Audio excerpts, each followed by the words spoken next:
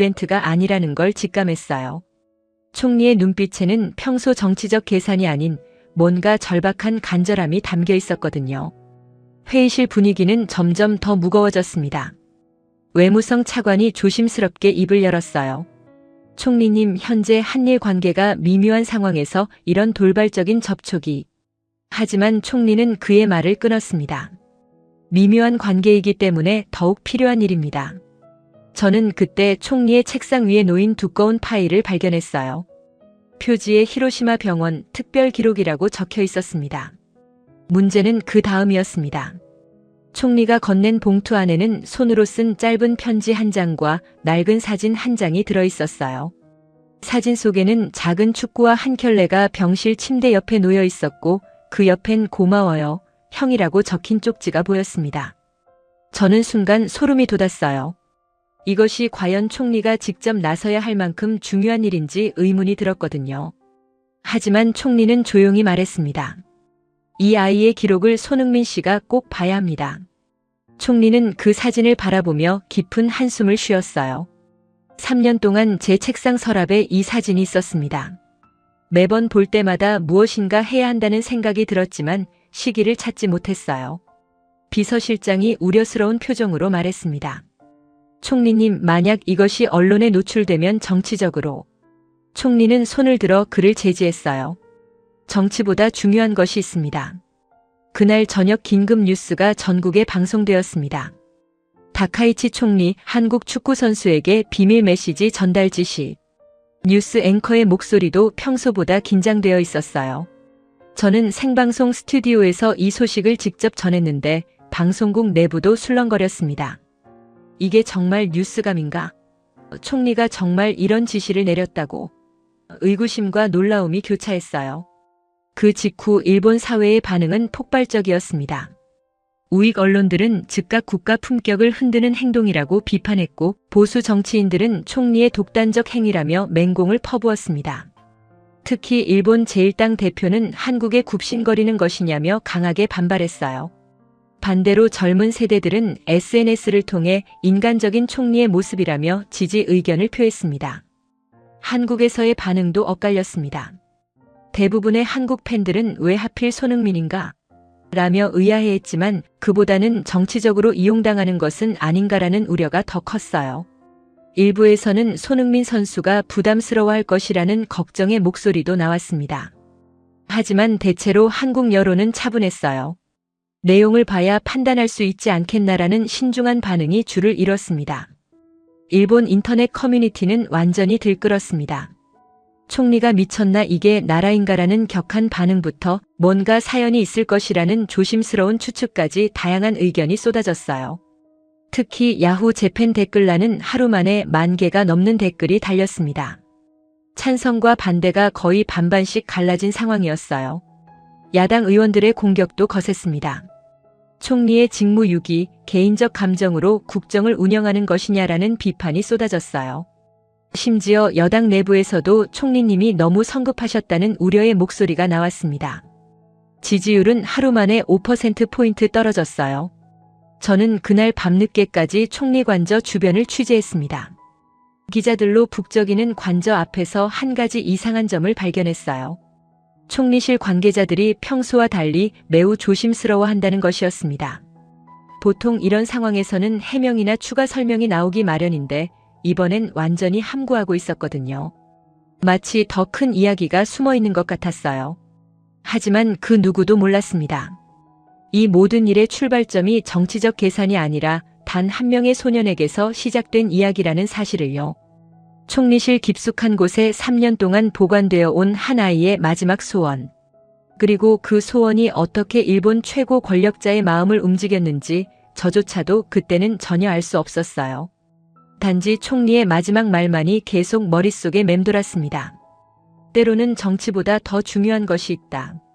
그 사건이 터진 지 사흘째 되는 날, 저는 예상치 못한 제보 전화를 받았습니다.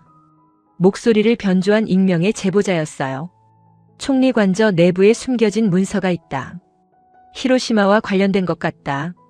처음에는 단순한 가짜 정보인 줄 알았는데 그가 말한 문서 번호와 보관 장소가 너무나 구체적이었어요. 저는 즉시 신뢰할 만한 총리 관저 내부 소식통에게 연락을 취했습니다. 그 소식통은 평소 과묵한 사람이었는데 이번에는 달랐어요. 기자님, 이거 정말 큰일입니다.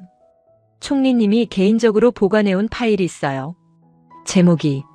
그는 잠시 망설이더니 조심스럽게 말했습니다. 히로시마 병원 기록 3년 전. 그리고 그 안에 뭔가 있는 것 같아요. 다음 날 아침 이 정보는 일본 주요 언론사들에게 동시에 흘러나갔습니다. 누군가가 의도적으로 유출시킨 것 같았어요. 아침 뉴스에서 앵커는 긴장한 표정으로 말했습니다. 총리 관저에서 3년 전 히로시마 지역 병원과 관련된 문서가 발견되었다는 제보가 접수되었습니다. 그 순간부터 일본 전역의 뉴스룸이 들썩이기 시작했어요. 저는 즉시 총리 관저로 달려갔습니다. 평소보다 훨씬 많은 기자들이 몰려 있었고 보안도 강화되어 있었어요. 총리 대변인은 기자들의 질문 공세에 시달리며 확인 중이라는 말만 반복했습니다. 하지만 그의 표정에서 뭔가 큰일이 벌어지고 있다는 걸 느낄 수 있었어요. 정오쯤 총리실에서 드디어 공식 발표가 나왔습니다. 총리실에서 보관 중인 개인 기록물이 일부 확인되었으나 이는 공개할 수 없는 민감한 사안이라는 것이었어요. 하지만 이 애매한 발표는 오히려 언론과 국민들의 궁금증만 더 키웠습니다. 뭘 그렇게 숨기려고 하는가, 투명성은 어디 갔나라는 비판이 쏟아졌어요. 그날 오후 일본 최대 방송국인 NHK에서 폭탄급 보도를 내보냈습니다. 총리가 한국 축구 선수를 이용해 정치적 이벤트를 만들려 한다는 것이었어요. 방송에서는 여러 정치 전문가들이 나와서 총리의 행동을 강하게 비판했습니다. 이것은 명백한 인기 영합주의, 국가 외교를 개인 감정으로 좌우하는 것이라는 날선 비판이 이어졌어요. 특히 보수 농객으로 유명한 다나카 교수는 생방송에서 이렇게 말했습니다. 총리가 왜 하필 한국 선수에게 이런 메시지를 보내려 하는지 이해할 수 없다. 일본에도 훌륭한 선수들이 많지 않은가?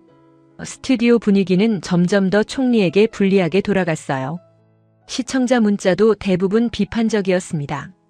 한국에서도 이 소식이 전해지면서 댓글창이 뜨거워졌습니다. 하지만 한국 네티즌들의 반응은 일본과는 조금 달랐어요. 뭔가 속사정이 있을 것 같은데 내용도 모르고 미리 판단하는 건 아닌 것 같다는 신중한 의견들이 많았습니다.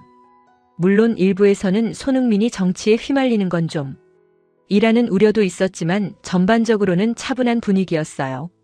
하지만 진짜 반전은 그날 저녁에 일어났습니다. 총리실 관계자 중 한 명이 익명을 조건으로 언론에 문서의 일부 내용을 공개한 것입니다. 그 문서에는 놀라운 내용이 담겨 있었어요. 3년 전 지진 피해 지역 히로시마의 한 병원에서 발견된 기록이었는데 거기에 한 소년이 남긴 짧은 메모가 있었습니다. 메모의 내용은 단 3글자였어요. 고마워요, 형. 그리고 그 옆에는 작은 축구와 한 켤레가 놓여 있었다는 기록이 있었습니다. 저는 이 소식을 듣는 순간 온몸에 소름이 돋았어요. 이것이 단순한 정치적 쇼가 아니라는 걸 직감했거든요. 문서에 따르면 이 축구화는 병원에 입원 중이던 한 소년이 마지막까지 간직하고 있던 것이었어요. 간병 기록을 보면 소년은 매일 이 축구화를 보며 형처럼 뛰고 싶다고 말하곤 했다고 적혀 있었습니다. 병원 직원들도 그 축구화가 소년에게 얼마나 소중한 것인지 알고 있었대요. 이 소식이 전해지자 일본 사회의 분위기가 조금씩 변하기 시작했습니다. 아침에는 총리를 비판하던 사람들도 혹시 진짜 사연이 있는 건 아닐까라며 조심스러워하기 시작했어요. 특히 히로시마 지역 주민들의 반응이 달랐습니다. 우리 지역 병원 이야기라면 뭔가 특별한 일이 있었을 것이라며 총리를 조금 더 이해하려는 분위기였어요. 하지만 여전히 많은 의문이 남아 있었습니다. 가장 큰 궁금증은 그 축구화가 정말 손흥민 것인가? 였어요. 만약 그렇다면 어떻게 일본의 한 병원까지 오게 된 것인지, 그리고 그 소년은 누구인지 아무도 알 수 없었습니다. 언론들은 앞다투어 이 미스터리를 풀려고 했지만 병원 측은 환자 프라이버시를 이유로 함구했어요. 저는 그날 밤 늦게까지 이 사건에 대해 취재했습니다. 여러 소식통들을 만나고 관련 자료들을 뒤져봤지만 퍼즐의 조각들이 맞아떨어지지 않았어요. 총리가 왜 이 사건을 3년 동안이나 개인적으로 간직하고 있었는지, 그리고 왜 지금 시점에서 손흥민에게 메시지를 전하려고 하는지 전혀 알 수 없었습니다.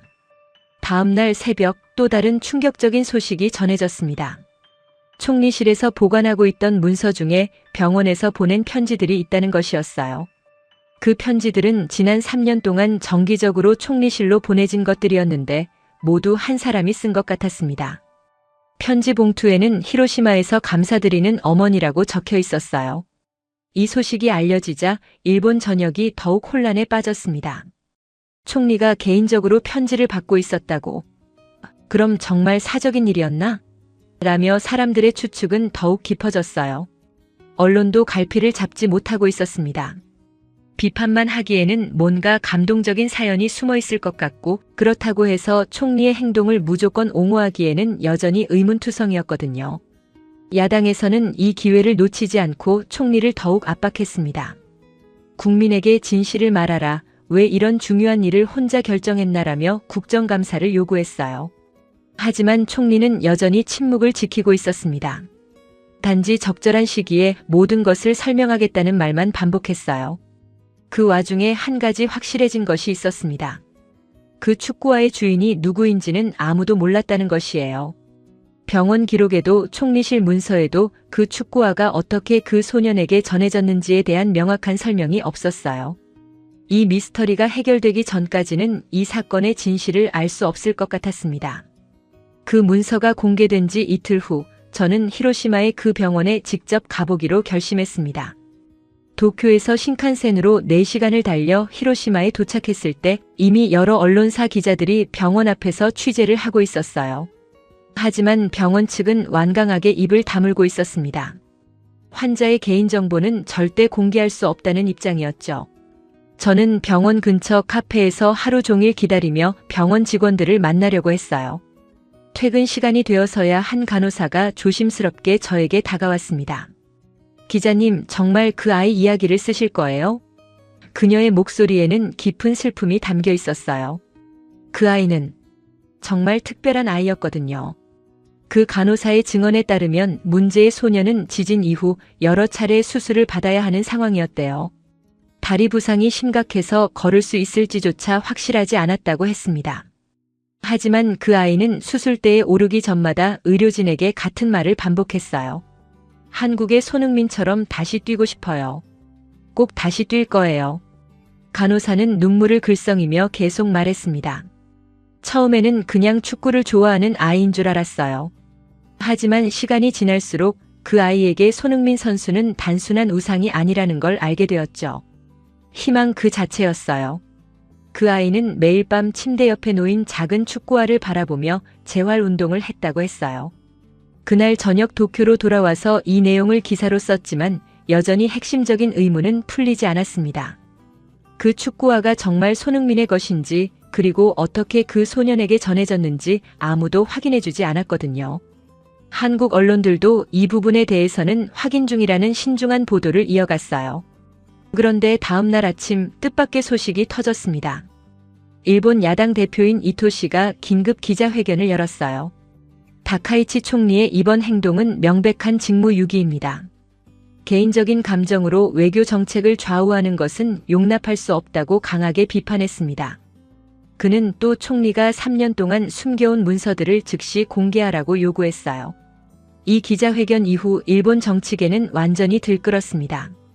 여당 내부에서도 총리를 향한 불만의 목소리가 나오기 시작했어요. 한 여당 의원은 익명을 조건으로 총리님이 너무 독단적으로 행동하신다며 우려를 표했습니다. 이런 중요한 일을 왜 당에 상의하지 않았나라는 불만도 터져나왔어요. 그날 오후 국회에서는 긴급 질의가 열렸습니다. 야당 의원들은 총리를 향해 날선 질문을 쏟아냈어요. 총리님, 정확히 언제부터 이 일을 계획하셨습니까? 왜 외무성이나 관련 부처와 협의하지 않았습니까? 총리는 답변석에 서서 조용히 말했습니다. 이것은 정치적 계산이 아닙니다. 한 아이의 마지막 소원을 지켜주고 싶었을 뿐입니다. 하지만 야당은 만족하지 않았어요. 그럼 왜 하필 한국 선수입니까? 일본에도 훌륭한 선수들이 많지 않습니까? 라는 질문이 이어졌습니다. 총리는 잠시 망설이더니 그 이유는 나중에 설명드리겠습니다라고 답했어요. 이 애매한 답변은 오히려 의혹만 더 키웠습니다. 그 와중에 일본의 주요 방송사인 NHK에서 특별 프로그램을 제작했습니다. 총리의 선택, 그 배경은 무엇인가라는 제목의 시사 프로그램이었어요. 여기에 나온 정치 평론가들은 대부분 총리의 행동에 대해 비판적이었습니다. 국가 외교를 개인 감정으로 좌우해서는 안 된다. 이것은 명백한 인기 영합주의라는 말이 반복되었어요. 특히 도쿄대학교 정치학과 야마다 교수는 이렇게 말했습니다.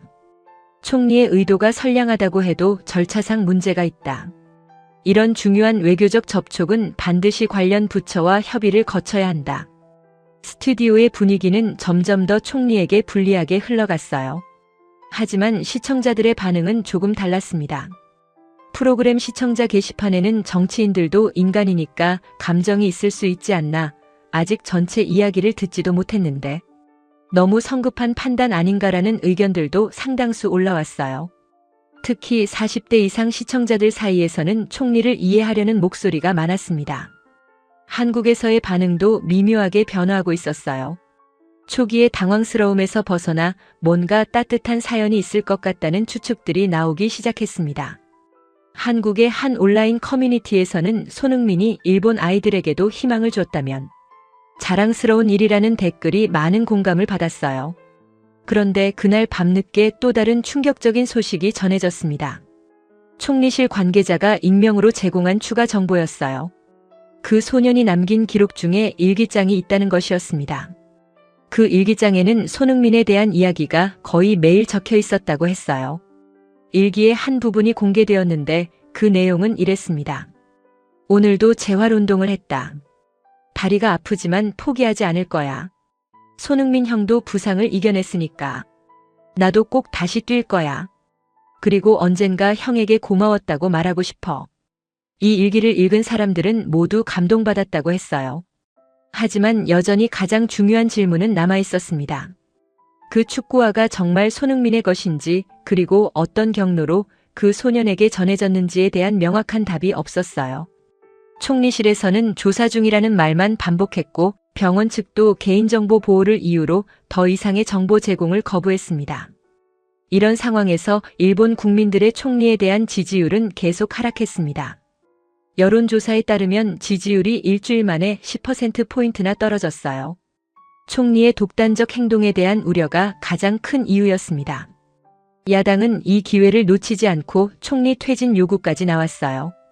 국민의 신뢰를 잃은 총리는 물러나야 한다는 시위도 총리관저 앞에서 벌어졌습니다. 하지만 동시에 총리를 지지하는 사람들의 집회도 열렸어요. 총리의 인간적인 면을 평가해야 한다는 목소리였죠. 그 와중에도 총리는 침묵을 지키고 있었습니다. 단지 모든 진실은 곧 밝혀질 것이라는 말만 남겼어요. 하지만 그 누구도 총리가 왜 이렇게 끝까지 버티고 있는지 이해할 수 없었습니다. 분명히 뭔가 더 큰 이유가 있을 것 같았어요. 그리고 바로 그때 이 모든 미스터리를 풀 수 있는 결정적인 단서가 나타날 줄은 아무도 몰랐습니다. 총리에 대한 압박이 절정에 달한 지 일주일째, 다카이치 총리는 결국 더 이상 침묵을 지킬 수 없다고 판단했나 봅니다. 그날 오후 총리관저에서 긴급 기자회견이 열렸어요. 기자들로 가득 찬 브리핑룸에서 총리는 평소보다 훨씬 지쳐 보였습니다. 일주일 동안의 정치적 압박이 그녀에게 큰 부담을 주었던 것 같아요. 여러분께 지금까지 명확히 말씀드리지 못한 부분에 대해 설명하겠습니다. 총리의 목소리는 떨리고 있었어요. 저는 기자석 앞줄에서 그녀의 표정을 자세히 관찰했는데 평소의 정치인다운 계산된 모습이 아니라 진짜 감정이 드러나고 있었습니다. 히로시마 병원에 남겨진 그 축구화는. 총리는 잠시 말을 멈추고 깊은 숨을 쉬었어요. 실제로 손흥민 선수가 보낸 것이 맞습니다. 그 순간 기자들 사이에서 웅성거림이 일어났습니다. 드디어 추측이 사실로 확인된 것이었어요. 하지만 더 놀라운 이야기는 그 다음이었습니다. 총리는 차분히 설명을 이어갔어요. 3년 전 한국에서 활동하던 일본 의료봉사단이 있었습니다. 그들은 한일 의료 교류 프로그램의 일환으로 한국의 여러 의료기관을 방문하고 있었어요. 총리의 설명에 따르면 그 봉사단이 손흥민의 재활센터를 견학할 기회가 있었다고 했습니다. 당시 손흥민 선수는 본인도 부상 회복 중이었지만 일본에서 온 의료진들과 만나 이야기를 나눴다고 합니다. 저는 이 부분에서 소름이 돋았어요. 이것이 단순한 정치적 이벤트가 아니라는 걸 확신하게 되었거든요. 그 자리에서 손흥민 선수는 의료진들에게 이렇게 말했습니다. 일본에도 부상으로 힘들어하는 아이들이 있을 텐데 이 축구아들이 그 아이들에게 작은 힘이라도 될 수 있으면 좋겠다. 총리의 목소리가 조금씩 떨리기 시작했어요. 그래서 손흥민 선수는 자신의 축구와 여러 켤레를 일본 의료진들에게 기부했습니다. 브리핑룸 안은 완전히 조용해졌습니다. 기자들도 모두 집중해서 총리의 이야기를 듣고 있었어요. 그 축구아들 중 하나가 히로시마로 보내졌고 지진 피해를 입은 어린 환자들을 위해 사용되었습니다. 그중 한 명이 바로 총리는 잠시 말을 멈추고 물을 한 모금 마셨어요. 바로 우리가 이야기하고 있는 그 소년이었습니다. 이 시점에서 저는 왜 총리가 이렇게까지 감정적으로 반응하는지 이해하기 시작했어요. 이것은 단순한 외교 이슈가 아니라 개인적인 감동의 이야기였던 것이죠. 총리는 계속해서 설명했습니다. 그 소년은 축구화를 받은 후부터 매일 그것을 보며 재활운동에 임했습니다. 의료진들의 증언에 따르면 그 아이는 수술받기 전날 밤마다 형처럼 달리고 싶다고 말하곤 했답니다. 총리의 다음 말은 더욱 충격적이었어요. 그 소년의 어머니는 아들이 세상을 떠난 후부터 매년 저희 총리실에 편지를 보내왔습니다. 기자들 사이에서 또다시 술렁임이 일어났습니다. 아무도 이런 사실을 예상하지 못했거든요. 처음에는 단순한 감사 편지인 줄 알았습니다. 하지만 시간이 지날수록 그 편지들의 의미가 얼마나 깊은지 깨닫게 되었어요. 총리는 잠시 멈춰서 브리핑룸을 둘러봤습니다. 모든 기자들이 숨죽이며 그녀의 이야기에 집중하고 있었어요. 그 어머니는 편지에서 이렇게 썼습니다. 아들은 끝까지 손흥민 선수를 믿었습니다. 그 축구화 덕분에 마지막까지 희망을 잃지 않았어요. 언젠가 기회가 되면 손흥민 선수에게 고마움을 전해주세요. 저는 그 순간 왜 총리가 3년 동안 이 일을 마음에 품고 있었는지 이해할 수 있었어요. 정치인이기 이전의 한 인간으로서 그 어머니의 간절한 부탁을 외면할 수 없었던 것이죠. 총리는 목소리를 가다듬으며 계속 말했습니다. 저는 그 편지들을 3년 동안 개인적으로 보관해왔습니다. 매번 읽을 때마다 언젠가는 그 어머니의 소원을 들어드려야겠다고 생각했어요. 그런데 총리의 다음 말이 모든 것을 뒤바꿔 놓았습니다. 하지만 여러분, 제가 지금까지 말씀드린 것은 이야기의 일부일 뿐입니다. 기자들이 일제히 고개를 들었어요. 제가 손흥민 선수에게 메시지를 보내려 한 진짜 이유는 이것이 아닙니다. 브리핑룸 안에 긴장감이 팽팽해졌어요. 총리는 잠시 망설이더니 조심스럽게 말했습니다. 실은 며칠 전에 새로운 사실을 알게 되었습니다. 그 소년에 관한. 그녀는 말을 멈추고 기자들을 바라봤어요. 하지만 이 부분은 아직 말씀드릴 수 없습니다. 관련된 분들의 동의가 필요하거든요. 이 애매한 답변은 오히려 더 큰 궁금증을 불러일으켰습니다. 기자들은 앞다투어 질문을 쏟아냈어요. 총리님, 그 새로운 사실이 무엇입니까? 언제쯤 공개하실 건가요? 하지만 총리는 곧 모든 것이 밝혀질 것이라는 말만 반복했어요. 기자회견이 끝난 후 일본 사회의 분위기가 완전히 바뀌었습니다. 아침까지만 해도 총리를 비판하던 사람들도 이런 사연이 있었다니라며 놀라워했어요. 특히 손흥민이 일본 아이들을 위해 자신의 축구화를 기부했다는 사실에 많은 일본 국민들이 감동했습니다. 하지만 동시에 새로운 의문도 생겨났어요. 총리가 언급한 새로운 사실이 무엇인지, 그리고 왜 아직 공개할 수 없는지에 대한 궁금증이 더욱 커졌습니다. 일본 언론들은 이 미스터리를 풀기 위해 총력을 기울이기 시작했어요. 한국에서의 반응도 크게 달라졌습니다. 손흥민의 따뜻한 마음씨에 대한 자랑스러움과 동시에 그 소년의 이야기에 대한 안타까움이 교차했어요. 하지만 여전히 모든 퍼즐이 맞춰진 것은 아니었습니다. 가장 중요한 마지막 조각이 아직 남아있었거든요. 총리의 기자회견이 끝난 지 몇 시간 만에 일본 전역이 완전히 두 개의 세상으로 나뉘어 버렸습니다. 저는 도쿄 시내 여러 곳을 돌아다니며 시민들의 반응을 직접 취재해봤는데 이렇게 극명하게 갈라진 여론을 본 적이 없었어요. 신주쿠역 앞에서 만난 60대 남성은 총리가 한국 선수에게 고개를 숙인다니 이게 말이 되냐며 분노했고, 바로 옆에 서 있던 40대 여성은 아이의 마지막 소원을 지켜주려는 게 뭐가 잘못됐냐며 반박했어요. 보수층의 반발은 예상보다 훨씬 거셌습니다. 일본 제1당에서는 긴급 성명을 발표했어요. 총리가 국가의 위신을 팽개치고 한국에 굽신거리고 있다. 이것은 명백한 국가 모독 행위라는 내용이었습니다. 우익 성향의 온라인 커뮤니티들도 총리 탄핵을 외치며 격렬하게 반발했어요. 특히 왜 일본 총리가 한국 선수에게 메시지를 보내야 하느냐는 비판이 거세게 일었습니다. 반면 젊은 세대와 피해 지역 주민들의 반응은 정반대였어요. 트위터와 인스타그램에는 해시태그 총리님 감사합니다라는 해시태그가 급속히 퍼져나갔습니다. 20대 대학생 다나카 씨는 저와의 인터뷰에서 정치인도 사람이잖아요. 아픈 아이의 마지막 소원을 들어주려는 게 뭐가 나쁘죠? 라고 말했어요. 히로시마 지역 주민들은 더욱 강하게 총리를 지지했습니다. 그날 저녁 주요 방송사들의 뉴스 프로그램마다 이 주제로 뜨거운 토론이 벌어졌어요. NHK 저녁 뉴스에서는 패널들이 격론을 벌였습니다. 보수 논객인 사토 교수는 외교는 감정으로 하는 것이 아니다. 총리의 행동은 국가 품격에 맞지 않는다고 강하게 비판했어요. 반대편에서는 사회복지학과 김치 교수가 인간적 따뜻함이 때로는 정치적 계산보다 더 큰 힘을 발휘할 수 있다며 총리를 옹호했습니다. 인터넷 공간은 더욱 치열했어요. 야후 재팬 뉴스 댓글란은 하루 만에 10만 개가 넘는 댓글이 달렸는데 찬성과 반대가 거의 절반씩 갈라져 있었습니다. 총리가 미쳤나, 나라 망신이다라는 격한 비판과 감동받았다. 이런 총리가 필요하다는 지지 의견이 팽팽하게 맞섰어요.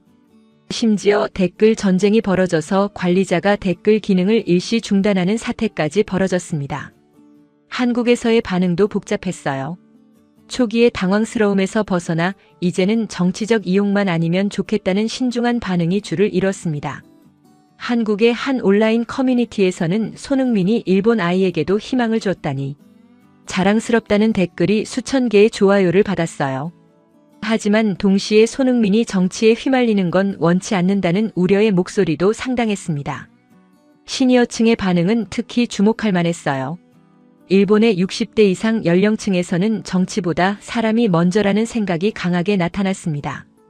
도쿄 우에노 공원에서 만난 70대 할아버지는 전쟁을 겪어본 세대로서 말하는데 국가 간 갈등보다는 사람과 사람 사이의 정이 더 중요하다며 총리의 행동을 지지했어요.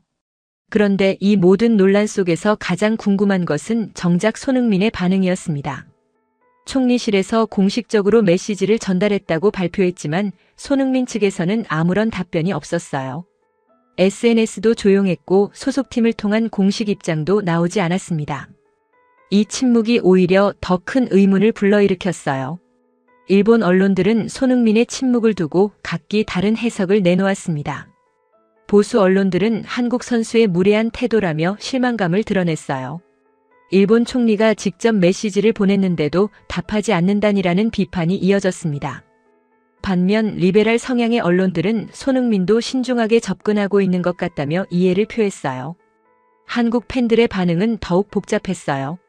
일부에서는 굳이 반응할 필요 있나? 손흥민은 정치인이 아니잖아라는 의견이 나왔고, 다른 일부에서는 예의상이라도 답은 해야 하는 거 아냐? 라는 생각을 보였습니다. 손흥민 팬클럽에서는 어떤 결정을 하든 지지한다는 입장을 발표했어요. 그 와중에 일본 정치계는 더욱 혼란스러워졌습니다. 야당에서는 손흥민이 답하지 않는 것은 총리의 행동이 잘못되었다는 증거라며 더욱 강하게 비판했어요. 반면 여당에서는 아직 시간이 필요한 것이라며 총리를 보호하려 했습니다. 하지만 여당 내부에서도 총리가 너무 위험한 도박을 했다는 우려가 커지고 있었어요. 스포츠계의 반응도 갈라졌습니다. 일본 축구협회에서는 공식적인 입장 표명을 피했지만 일부 축구 관계자들은 스포츠는 정치와 분리되어야 한다며 우려를 표했어요. 반면 일부 전직 선수들은 스포츠가 국경을 초월한 감동을 줄 수 있다며 이번 일을 긍정적으로 평가했습니다. 미디어들도 각자의 색깔에 따라 다르게 보도했어요. 보수 성향의 요미우리 신문은 총리의 성급한 판단이라는 제목의 사설을 실었고, 진보 성향의 아사히 신문은 인간적 따뜻함이 필요한 시대라는 반대 논조의 기사를 내보냈습니다. 이런 언론의 갈등도 국민들의 의견 분열을 더욱 부채질했어요. 국제사회의 반응도 주목받았습니다. 미국 CNN에서는 이 사건을 감동적인 인간 드라마로 소개했고, 영국 BBC는 정치와 스포츠가 만난 특별한 사례라고 보도했어요. 하지만 이런 국제적 관심도 일본 내부의 갈등을 해소하는 데는 별로 도움이 되지 않았습니다. 그런데 이 모든 논란의 중심에서 가장 이상한 것은 손흥민의 지속되는 침묵이었어요. 보통 이런 상황에서는 간단한 답변이라도 나오기 마련인데 완전히 조용했습니다. 일부에서는 아마 한국 정부나 소속팀에서 신중하게 검토하고 있는 것 같다고 추측했지만 정확한 이유는 아무도 알 수 없었어요. 그리고 바로 그 침묵 뒤에 숨겨진 놀라운 진실을 그때는 아무도 상상조차 할 수 없었습니다. 총리의 충격 고백이 있은 지 사흘이 지났지만 정작 이 모든 사건의 중심인 손흥민으로부터는 여전히 아무런 소식이 없었습니다. 저는 미국에 있는 트레이닝 센터까지 직접 취재를 다녀왔는데 그곳에서도 손흥민과 관련된 어떤 정보도 얻을 수 없었어요. 구단 관계자들은 개인적인 문제에 대해서는 코멘트할 수 없다는 입장만 반복했습니다. 이런 상황에서 일본 언론들은 손흥민의 침묵을 두고 각기 다른 해석을 쏟아내기 시작했어요. 가장 많이 나온 추측은 정치적 부담감 때문이라는 것이었습니다. 스포츠 전문 기자인 야마모토 씨는 손흥민 선수 입장에서는 어떤 답변을 해도 정치적으로 해석될 수 있어서 조심스러울 것이라고 분석했어요. 실제로 한일 관계가 미묘한 상황에서 잘못된 발언을 하면 양국 모두에게서 비판받을 수 있었거든요. 또 다른 추측은 소속팀의 만류 때문이라는 것이었습니다. LAFC 같은 세계적인 클럽은 선수들이 정치적 논란에 휘말리는 것을 극도로 꺼려해요.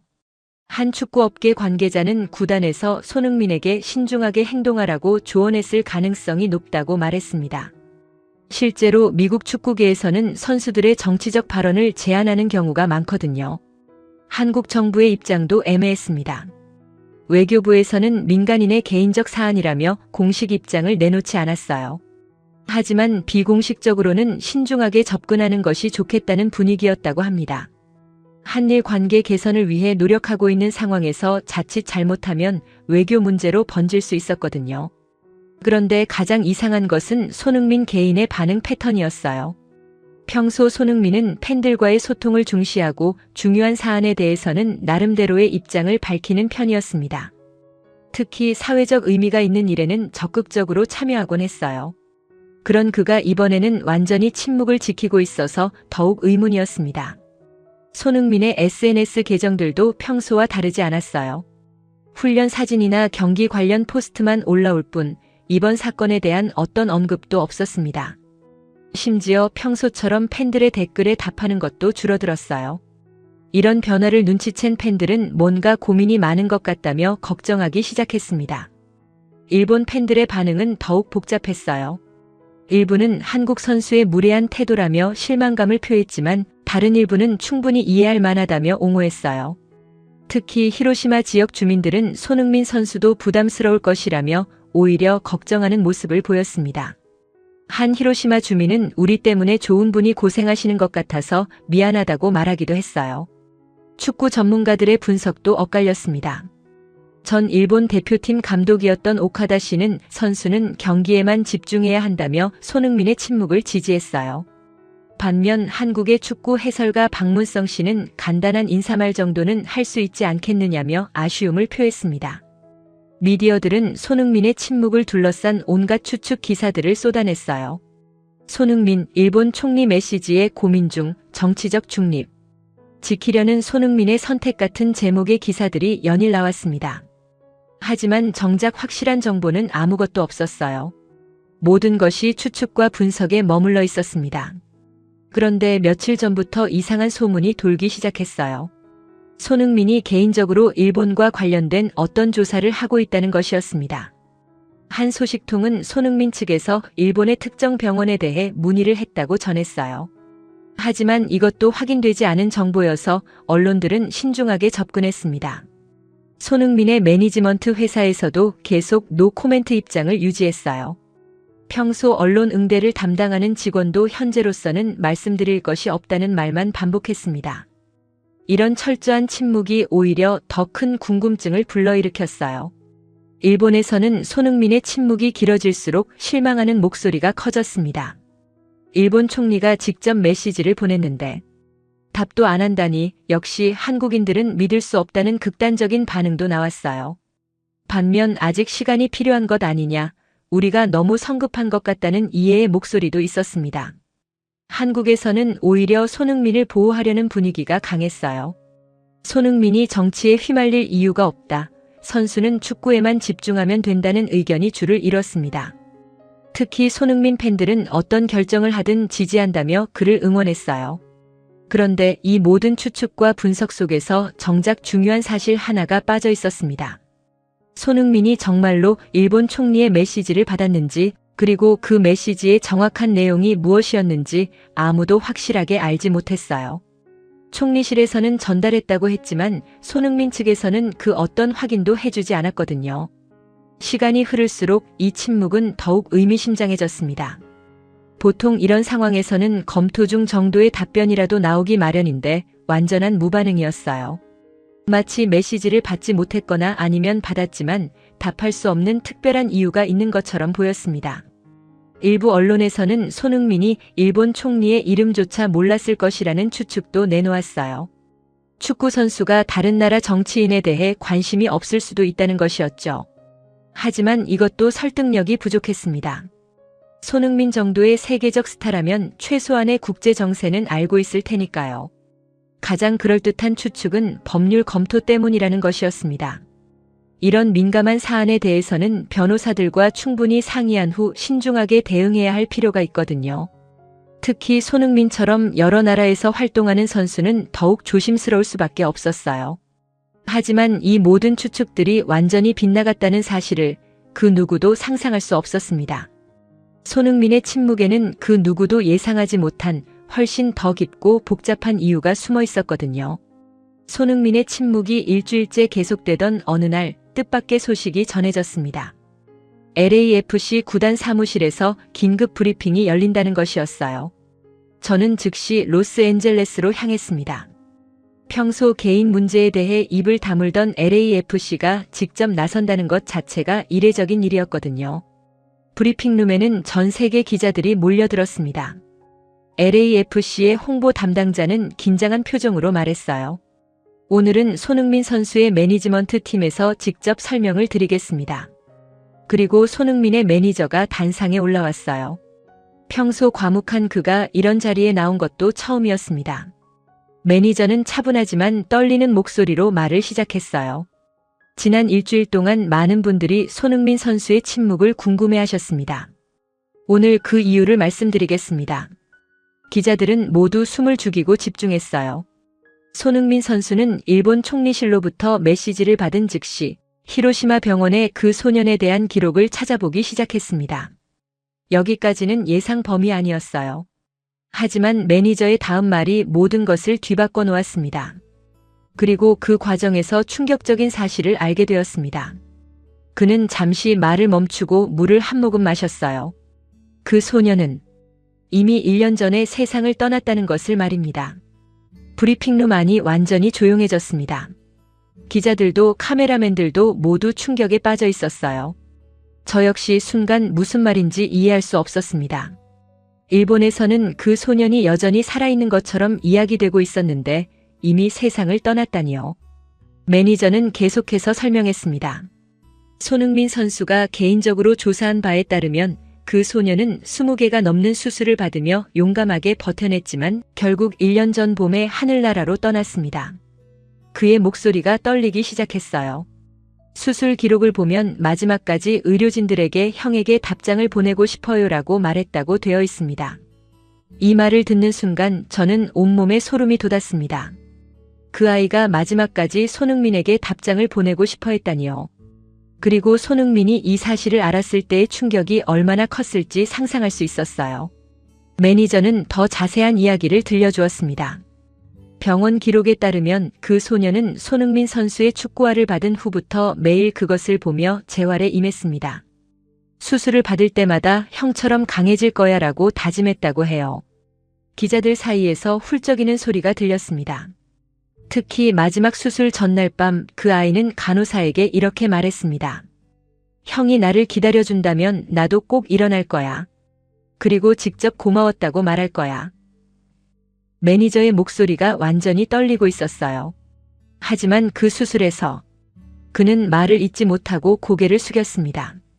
브리핑룸은 완전한 정적에 휩싸였습니다. 누군가 코를 훌쩍이는 소리만 들릴 뿐이었어요.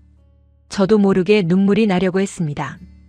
이런 슬픈 이야기가 숨어 있을 줄 몰랐거든요. 매니저는 잠시 진정한 후 계속 말했습니다. 손흥민 선수는 이 사실을 알게 된 후 며칠 동안 말을 잇지 못했습니다.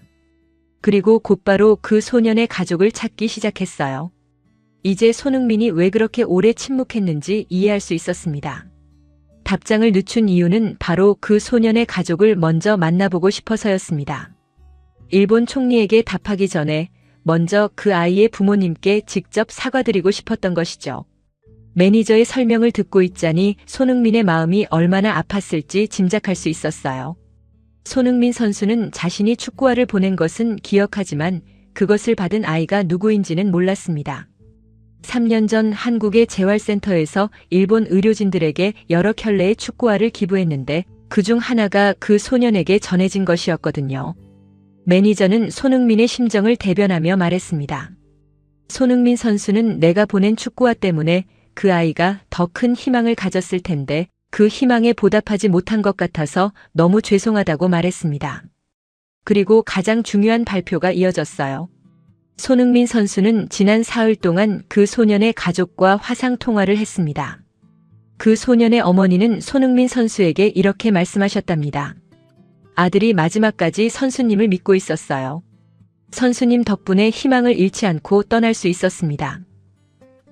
기자들 중 몇 명은 이미 눈물을 흘리고 있었어요. 저 역시 목이 메어서 말을 할 수 없었습니다. 이런 따뜻하고 슬픈 이야기가 숨어 있었다니요. 그 통화 후 손흥민 선수는 일본 총리실에 조심스럽게 답장을 보냈습니다. 소중한 메시지 잘 받았습니다. 그 아이로부터 오히려 제가 더 많은 것을 배웠습니다. 앞으로 더욱 겸손하게 살겠습니다. 매니저는 마지막으로 손흥민의 메시지를 전했습니다. 손흥민 선수는 앞으로 매년 그 소년을 추모하는 의미에서 일본의 어린 환자들을 위한 기부를 계속할 예정입니다. 그리고 그 소년의 꿈을 이어받아 더욱 열심히 뛸 것을 약속드립니다. 브리핑이 끝난 후 기자들은 한동안 자리에서 일어나지 못했어요. 이런 감동적인 이야기를 들은 후라 질문을 할 마음도 없었습니다. 저 역시 기사를 쓰기 위해 노트북을 켰지만 한동안 아무 글도 쓸 수 없었어요. 그날 저녁 이 소식이 일본에 전해졌을 때 일본 전역이 조용해졌습니다. 그동안 손흥민을 비판했던 사람들도 더 이상 아무 말을 할 수 없었어요. 오히려 많은 사람들이 우리가 너무 성급했다며 반성하기 시작했습니다. 하지만 이 이야기는 여기서 끝이 아니었습니다. 가장 중요한 마지막 장면이 아직 남아 있었거든요. 손흥민의 진실이 밝혀진 다음 날 일본 총리실에서 또 한 번의 중요한 발표가 있었습니다. 다카이치 총리가 직접 나서서 이번에는 자신이 손흥민에게 보내려 했던 메시지의 전체 내용을 공개하겠다고 선언한 것이었어요. 저는 다시 한번 총리관저 브리핑룸으로 향했습니다. 총리는 이전보다 훨씬 차분해 보였어요. 지난 일주일 동안의 정치적 압박과 비난에도 불구하고 오히려 더 단단해진 것 같았습니다. 오늘 여러분께 제가 손흥민 선수에게 전하고 싶었던 진짜 메시지를 공개하겠습니다. 총리는 손에 든 봉투를 천천히 열었어요. 저는 손흥민 선수에게 사과나 정치적 부탁을 하려던 것이 아닙니다. 총리의 목소리가 조용하지만 확고했어요. 제가 전하고 싶었던 것은 바로 그 소년의 어머니가 지난 3년 동안 총리실에 보내온 편지들이었습니다. 기자들 사이에서 작은 움직임이 일었어요. 총리는 첫 번째 편지를 꺼내 들고 읽기 시작했습니다. 총리님께, 저는 히로시마에 사는 평범한 주부입니다. 제 아들이 지진으로 다쳐서 오랫동안 병원에 있었는데 한국의 손흥민 선수가 보내주신 축구화 덕분에 마지막까지 희망을 잃지 않았습니다. 총리의 목소리가 약간 떨리기 시작했어요. 아들은 매일 그 축구화를 보며 나도 형처럼 강해질 거야 라고 말했습니다. 수술실에 들어갈 때도 아플 때도 항상 그 축구화를 곁에 두었어요. 기자들은 모두 조용히 총리의 말에 귀를 기울이고 있었습니다. 언젠가 기회가 되시면 손흥민 선수에게 우리 아들의 고마움을 전해주세요. 총리는 두 번째 편지를 펼쳤어요. 1년 후에 온 편지입니다. 총리님, 아들이 하늘나라로 떠났습니다. 마지막까지 손흥민 선수에게 답장을 보내고 싶어 했어요. 아들은 끝까지 당신을 믿었습니다. 이 대목에서 총리는 잠시 말을 멈추고 깊은 숨을 쉬었습니다. 가장 인상적인 것은 마지막 편지였어요. 올해 봄에 도착한 편지였습니다. 총리님, 아들이 떠난 지 1년이 지났습니다. 아직도 그 축구화는 아들의 책상 위에 그대로 놓여 있어요. 아들이 마지막에 남긴 말이 있습니다.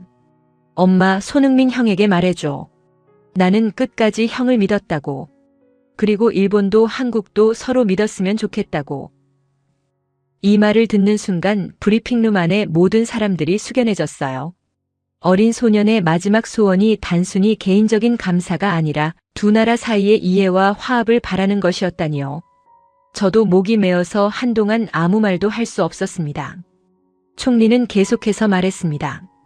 이 편지를 읽고 저는 깨달았습니다. 정치인인 저보다 한 어린 소년이 훨씬 더 큰 지혜를 가지고 있었다는 것을요.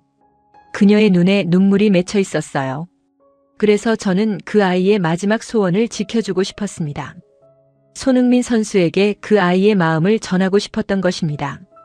제가 손흥민 선수에게 보낸 메시지의 핵심은 이것이었습니다. 한 일본 소년이 당신을 통해 희망을 얻었고 그 소년은 마지막까지 한국과 일본이 서로를 이해하기를 바랐다는 것을요. 총리는 잠시 말을 멈추고 기자들을 바라봤어요. 저는 이것이 정치적 메시지가 아니라고 생각합니다. 이것은 한 아이의 순수한 소원이었어요. 국적이나 이념을 떠나서 사람과 사람 사이의 따뜻함, 그것을 전하고 싶었을 뿐입니다. 총리의 말에는 진정성이 가득했어요. 총리는 손흥민으로부터 받은 답장도 공개했습니다. 손흥민 선수의 답장은 이랬습니다. 그 소년으로부터 오히려 제가 더 많은 것을 배웠습니다. 축구보다 더 중요한 것이 무엇인지 깨달았어요. 앞으로 그 아이의 마음을 기억하며 더욱 겸손하게 살겠습니다. 그리고 총리는 마지막으로 중요한 발표를 했어요. 손흥민 선수와 저희 총리실은 앞으로 매년 그 소년을 추모하는 의미에서 한일 어린이 의료 교류 프로그램을 운영하기로 했습니다. 정치적 이벤트가 아니라 정말로 도움이 필요한 아이들을 위한 실질적인 도움을 주고자 합니다. 이 발표가 끝나자 일본 사회의 분위기가 완전히 바뀌었습니다. 그동안 총리를 비판했던 사람들도 이런 깊은 뜻이 있었구나라며 이해하기 시작했어요. 특히 그 소년의 마지막 소원이 일본도 한국도 서로 믿었으면 좋겠다는 것이었다는 사실에 많은 일본인들이 감동받았습니다. 인터넷 커뮤니티의 반응도 달라졌어요. 아이의 순수한 마음이 우리 어른들을 부끄럽게 한다. 정치적 대립보다 훨씬 더 중요한 가치가 있구나라는 댓글들이 줄을 이었습니다. 특히 40대 이상의 기성세대들 사이에서는 아이들에게 부끄럽지 않은 세상을 만들어야 한다는 성찰의 목소리가 높아졌어요. 한국에서의 반응도 뜨거웠습니다. 손흥민의 따뜻한 마음씨와 그 소년의 순수한 소원에 많은 사람들이 눈물을 흘렸어요. 특히 일본도 한국도 서로 믿었으면 좋겠다는 소년의 마지막 말에 깊은 감동을 받았습니다. 시니어층의 반응이 특히 인상적이었어요. 한국과 일본의 60대 이상 어르신들 사이에서는 우리가 아이들에게 물려줄 세상에 대해 다시 생각해보게 된다는 의견이 많았습니다. 정치적 갈등보다는 사람 대 사람의 따뜻함이 더 중요하다는 공감대가 형성되었어요. 언론들도 논조를 바꾸기 시작했습니다. 보수 성향의 언론들조차 아이의 순수한 마음 앞에서는 이념 대립도 무의미하다며 이번 사건을 긍정적으로 평가했어요. 정치적 계산이 아니라 진정한 인간애에서 출발한 일이라는 것을 인정한 것이죠. 그런데 이 모든 감동의 순간에도 아직 공개되지 않은 마지막 장면이 하나 더 남아 있었습니다. 그것은 모든 사람들의 마음을 더욱 뭉클하게 만들 특별한 영상이었어요.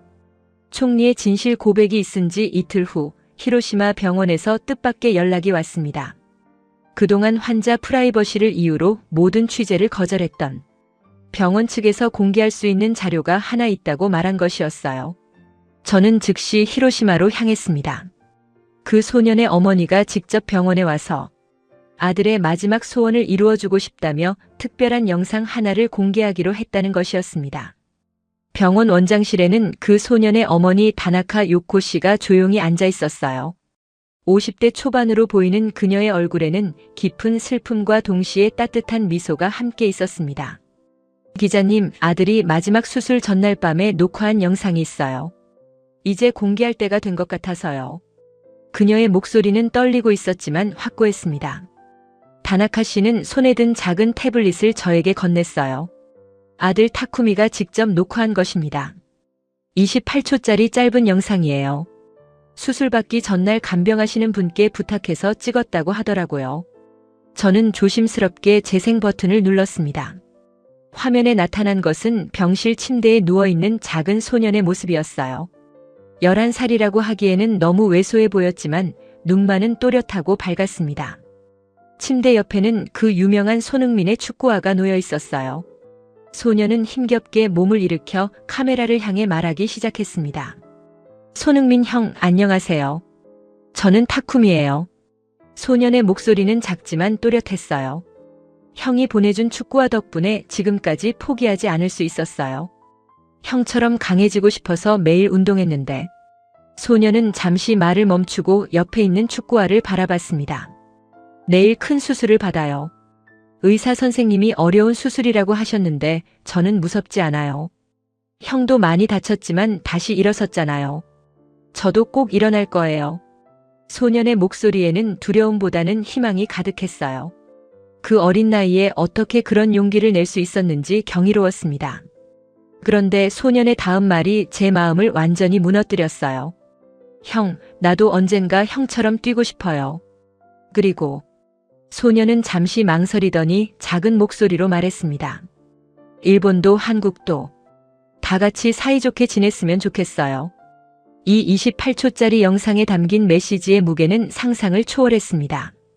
11살 소년이 마지막 수술을 앞두고 남긴 말이 단순히 개인적인 희망이 아니라 두 나라 사이의 화합을 바라는 간절한 소원이었다니요. 저는 영상을 보는 내내 눈물을 흘릴 수밖에 없었습니다. 다나카 씨가 조용히 말했습니다. 타쿠미는 어렸을 때부터 왜 일본과 한국은 싸우냐고 자주 물어봤어요. 손흥민 선수를 좋아하게 되면서 더욱 그런 생각을 많이 했나 봐요. 그녀는 잠시 말을 멈추고 깊은 숨을 쉬었습니다. 아들의 마지막 소원이 이루어지길 바라는 마음으로 이 영상을 공개하기로 했어요. 저는 즉시 이 영상을 일본 전국에 공개했습니다. 그날 저녁 주요 방송사들이 이 영상을 동시에 내보냈어요. NHK를 비롯한 모든 채널에서 타쿠미 소년의 마지막 메시지가 전파를 탔습니다. 일본 전역의 반응은 즉각적이었어요. 방송이 시작된 지 10분도 안 되어 방송국 전화가 폭주했습니다. 대부분이 아이의 순수한 마음에 감동받았다는 내용이었어요. 특히 어른인 우리가 부끄럽다는 반성의 목소리가 많았습니다. 인터넷 반응은 더욱 뜨거웠어요. 유튜브에 업로드된 영상은 하루 만에 100만 조회수를 넘겼고 댓글란은 감동의 메시지들로 가득 찼습니다. 이 아이의 순수함 앞에서 우리의 대립이 얼마나 어리석은지 깨닫는다. 타쿠미의 소원을 이루어주자라는 댓글들이 끝없이 이어졌어요. 한국에서의 반응도 폭발적이었습니다. 한국의 주요 포털 사이트 메인에 이 영상이 올라갔고 수많은 한국인들이 감동의 댓글을 남겼어요. 이런 착한 아이가 있었다니 손흥민이 얼마나 자랑스러웠을까라는 반응이 줄을 이뤘습니다. 특히 시니어층의 반응이 인상적이었어요.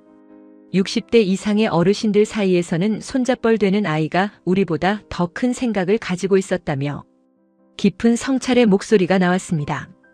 일본의 한 70대 할아버지는 방송 인터뷰에서 이 아이의 말을 듣고 나니 우리가 왜 싸우고 있는지 모르겠다고 말했어요. 손흥민도 마침내 공식 입장을 발표했습니다. LAFC를 통해 전해진 그의 메시지는 짧지만 깊었어요. 타쿠미 군의 영상을 보고 많은 것을 깨달았습니다. 축구보다 더 중요한 것이 무엇인지, 진정한 용기가 무엇인지 배웠어요. 앞으로 타쿠미 군의 마음을 기억하며 더욱 겸손하게 살겠습니다. 이 영상의 파급력은 정치권까지 미쳤습니다. 그동안 총리를 비판했던 야당 의원들도 아이의 순수한 소원 앞에서는 정치적 대립도 의미가 없다며 비판을 멈췄어요. 심지어 일부 의원들은 타쿠미 법안이라는 이름으로 한일 어린이 의료 교류 확대 법안을 발의하자고 제안하기도 했습니다. 다카이치 총리도 긴급 성명을 발표했어요. 타쿠미 군의 마지막 소원을 들으니 제가 왜 이 일을 시작했는지 다시 한번 확신하게 됩니다. 정치적 이익보다 더 소중한 가치가 있다는 것을 이 어린 영웅이 가르쳐 주었어요. 그날 밤 일본과 한국의 수많은 사람들이 타쿠미 소년의 영상을 보며 눈물을 흘렸습니다. 단 28초의 짧은 영상이 두 나라 사이의 오랜 갈등보다 더 큰 힘을 발휘한 순간이었어요. 하지만 이 감동적인 이야기는 여기서 끝나지 않았습니다. 타쿠미 소년의 마지막 소원이 어떻게 현실이 되어가는지 그 마지막 장면이 아직 남아있었거든요. 타쿠미 소년의 영상이 공개된 지 한 달 후 저는 다시 히로시마를 찾았습니다. 이번에는 특별한 행사 때문이었어요. 손흥민과 다카이치 총리가 함께 타쿠미 소년을 추모하는 의료센터 기공식에 참석한다는 소식을 들었거든요. 그 자리에서 저는 이 사건이 일본과 한국 사회에 어떤 변화를 가져왔는지 직접 확인할 수 있었습니다. 기공식 현장에는 수백 명의 시민들이 몰려들었어요. 놀라운 것은 한국에서 온 사람들도 상당수 있었다는 점이었습니다. 한 한국인 방문객은 타쿠미 군의 이야기를 듣고 꼭 와보고 싶었다며 꽃다발을 들고 왔어요. 일본 시민들도 그들을 따뜻하게 맞아주었습니다. 손흥민이 도착했을 때의 광경은 잊을 수 없었어요. 평소 스타를 보는 팬들의 열광적인 환호가 아니라 깊은 존경과 감사의 박수가 이어졌습니다. 손흥민은 먼저 타쿠미 소년의 어머니에게 다가가 깊게 인사했어요. 타쿠미 군 덕분에 저도 많이 배웠습니다. 앞으로 더욱 겸손하게 살겠어요 라고 말하는 그의 목소리에는 진심이 담겨 있었습니다. 다카이치 총리의 인사말도 인상 깊었어요. 이 의료센터는 정치적 성과가 아닙니다. 한 아이의 순수한 꿈을 현실로 만드는 것입니다. 그녀는 계속해서 말했습니다. 타쿠미 군이 꿈꾸었던 일본과 한국이 함께하는 세상을 이곳에서 시작하겠습니다. 의료센터 이름은 타쿠미 희망센터로 정해졌어요. 일본과 한국의 의료진들이 함께 근무하며 양국의 어린 환자들을 치료하는 특별한 곳이 될 예정이었습니다. 손흥민은 매년 이곳을 방문해 아이들을 만날 것을 약속했고 일본 정부도 지속적인 지원을 약속했어요. 하지만 이 사건의 진짜 의미는 건물이나 제도의 변화보다 사람들 마음의 변화에 있었습니다. 일본의 주요 방송사들이 실시한 여론조사 결과가 이를 잘 보여주었어요. 한국에 대한 인식이 긍정적으로 바뀌었다고 답한 일본인이 70%를 넘었습니다. 특히 40대 이상에서는 80% 이상이 타쿠미 소년의 이야기를 들은 후 생각이 바뀌었다고 답했어요. 한국에서도 비슷한 변화가 일어났습니다. 온라인 커뮤니티에서는 일본 아이도 우리와 똑같이 순수하고 착하다, 정치와 사람은 다르다는 댓글들이 많은 공감을 받았어요. 시니어층에서는 특히 손잡벌 되는 아이가 어른들보다 더 현명했다는 반성의 목소리가 높았습니다. 교육계에도 변화의 바람이 불었어요. 일본의 여러 학교에서는 타쿠미 소년의 이야기를 도덕시간 교재로 활용하기 시작했습니다. 한 초등학교 선생님은 아이들이 이 이야기를 듣고 우리도 타쿠미처럼 되고 싶다고 말한다며 놀라워했어요. 한국의 일부 학교에서도 이 이야기를 평화교육 자료로 사용하고 있었습니다. 스포츠계에서도 의미 있는 변화들이 나타났어요. 일본과 한국의 유소년 축구팀들 간의 교류가 크게 늘어났습니다. 타쿠미 컵이라는 이름의 친선 대회도 시작되었어요. 참가하는 아이들은 모두 축구를 통해 친구가 되자는 타쿠미 소년의 정신을 배우며 경기에 임했습니다. 언론들도 변했어요. 이전에는 한일 관계를 다룰 때 갈등과 대립에만 초점을 맞춘 기사가 많았는데 이제는 협력과 이해의 사례들도 적극적으로 보도하기 시작했습니다. 한 일본 기자는 타쿠미 군이 우리에게 진짜 저널리즘이 무엇인지 가르쳐 주었다고 고백했어요. 개인적인 변화들도 많았어요. 일본의 한 할머니는 타쿠미 이야기를 들은 후 한국어를 배우기 시작했다며 웃으셨고, 한국의 한 할아버지는 일본 여행을 계획하고 있다고 말했어요. 작은 변화들이지만 이런 것들이 모여서 큰 흐름을 만들어가고 있었습니다. 손흥민도 계속해서 변화의 중심 역할을 했어요. 그는 매 경기 후 인터뷰에서 타쿠미 군의 마음으로 뛰었다고 말하곤 했습니다. 실제로 그의 경기 태도도 이전보다 더욱 겸손하고 성숙해졌다는 평가를 받았어요. 팬들은 이런 손흥민의 모습을 더욱 사랑하게 되었습니다. 다카이치 총리의 지지율도 회복되었어요. 처음에는 정치적 실수라고 비판받았던 그녀의 결정이 결과적으로는 용기 있는 선택이었다고 재평가받게 된 것입니다. 한 정치평론가는 진정한 리더십이 무엇인지 보여준 사례라고 평가했어요. 하지만 무엇보다 중요한 것은 평범한 사람들의 마음 변화였습니다. 일본 전역의 시청자들이 방송 댓글에 이렇게 남겼어요. 정치가 아닌 사람이 나라를 움직인다. 아이의 말 한마디가 우리를 바꾸네. 국경보다 마음이 더 가깝다는 메시지들이었습니다. 한국 시니어층도 고개를 끄덕였어요. 국가나 이념, 정치보다 앞서는 건 결국 사람에 대한 예의라는 타쿠미. 소년의 가르침을 가슴 깊이 새겼습니다. 60대 박 씨는 손자에게 이 이야기를 들려주며 이런 마음으로 살아야 한다고 가르치고 있다고 말했어요. 그로부터 몇 개월 후 손흥민은 타쿠미 소년의 무덤을 찾아 조용히 참배했습니다. 그곳에서 그는 마지막으로 짧게 말했어요. 타쿠미야, 너의 꿈이 이루어지고 있어. 형은 앞으로도 내가 가르쳐준 마음으로 살아갈게. 아이에게 부끄럽지 않게 살겠다. 이 모든 이야기가 우리에게 남긴 교훈은 분명합니다. 때로는 가장 작은 목소리가 가장 큰 변화를 만들어낸다는 것, 순수한 마음 하나가 오랜 갈등보다 더 강하다는 것, 그리고 진정한 힘은 정치나 권력이 아니라 사람과 사람 사이의 따뜻함에서 나온다는 것입니다.